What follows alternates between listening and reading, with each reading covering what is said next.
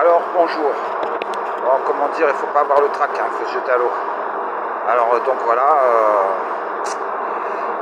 j'en suis à un point vraiment où je suis obligé de faire une vidéo pour bien exprimer ma situation et aussi celle de la France. Parce que là on vit vraiment des trucs extrêmement graves et pour demander la destitution de Macron, mais dans l'urgence totale. Parce que si on regarde les textes de loi et de, comment dire, au niveau de l'armée, l'État français est en péril, il faut penser à l'intérêt supérieur de la nation. Donc destitution, vraiment, il faut qu'il dégage. Alors pour ma part, moi ça fait 16 mois que je vis dans la rue à dormir par terre, attention parce que j'ai pas droit ni au logement. Les logements sociaux, il n'y a que des islamiques, donc je suis en danger. Sans argent, l'accès à l'emploi, j'en ai pas. Et comme je vous dis, menacé tout le temps, constamment. Donc j'ai des endroits pour me cacher et tout. Derrière une église, donc là c'est compliqué à venir me débusquer. Attention que ces messieurs, ils pensent à tout, ils sont partout. Donc j'ai un mur d'enceinte, et par exemple, il y a un parking, à 2h du matin, ça s'allume. Et je ressens la pression, et que je dors et même, et je me réveille parce que je suis tout le temps en alerte. Donc ils sont dans le parking, à me menacer.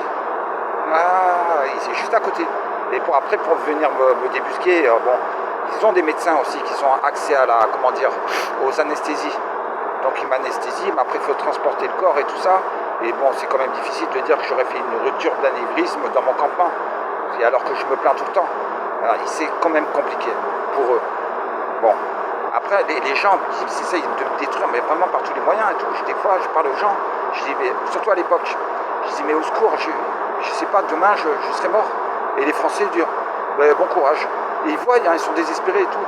À l'époque, pendant la guerre, ils prenaient des juifs ou les résistants et les cachaient dans des caves. Mais là, maintenant, c'est fini en France.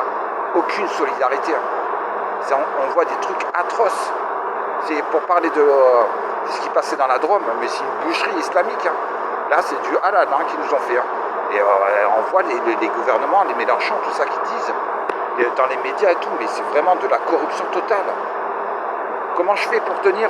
C'est parce que j'ai une amie. Et par l'amour que je lui porte, je résiste à tout. Et ça, c'est un message que je tiens à adresser à tout le monde. Quoi qu'il vous arrive dans la vie, accrochez-vous. Si vous avez l'amour avec vous, vous en sortirez. Après, si vous avez une maladie incurable, mais même comme ça, vous traverserez les épreuves. Et après, vous pouvez croire en Dieu aussi, comme ce que je fais moi.